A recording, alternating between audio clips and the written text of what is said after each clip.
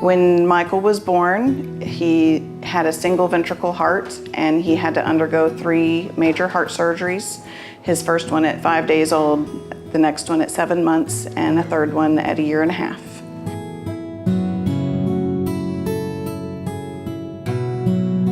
Michael was diagnosed with Evans syndrome when he was 4, and Evans syndrome is a rare autoimmune disorder in which the body destroys its own red blood cells, white blood cells, and platelets. We were devastated.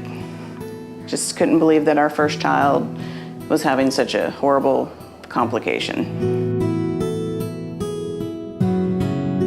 June of 2016, they told us Michael had lymphoma. I was kind of freaking out a little bit because my brother was diagnosed with cancer. I just never thought I would have to hear that. It was a terrifying experience. We'd already been through a lot of stuff prior to it, and we were coming up with this, and it was devastating to us.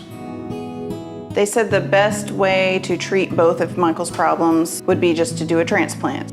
That would start him over with all new cells, that would get rid of the cancer and get rid of the immune system problem. Michael, like most children who need a bone marrow transplant, didn't have a match in his family. So we needed to look elsewhere. We look all over, not just in the city, not just in the state, not just in the country, but all over the world. Kids Beating Cancer made it possible to have all the pre-testing done and paid for and to find the best unrelated donor. Michael was admitted to the Kids Beating Cancer Pediatric Transplant Center on November the 7th of 2017. They told us that it was a young donor. It was a girl and she's 18.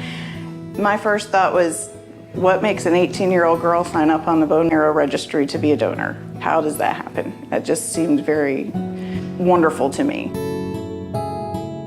We were so excited that we got home right before Christmas, and I real quick, got the Christmas tree and everything up at the house for him right before he got there. And he was home for one day, and that afternoon he started telling me that he was having some complications. He was having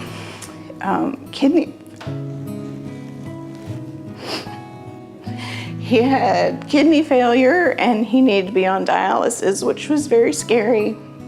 And then his heart started having complications, and they were wanting to do a heart procedure.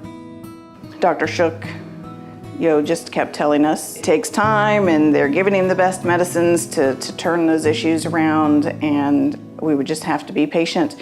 And at that point, I didn't care how long we were in the hospital, just as long as my son got to come home well.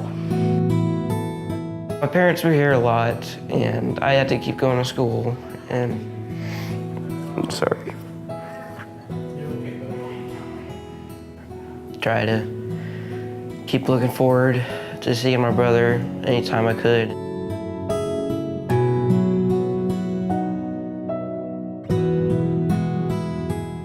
Michael's an amazing kid. He's been sick most of his life with one thing or another, and yet when he came to meet me, had a smile across his face that he had the entire time through transplant. Always was ready for the next challenge, and that's what got him through. Michael is doing wonderful now. He was able to graduate high school. He kept up with all of his schoolwork and was able to graduate 2018 with his same class that he had been going to school with forever.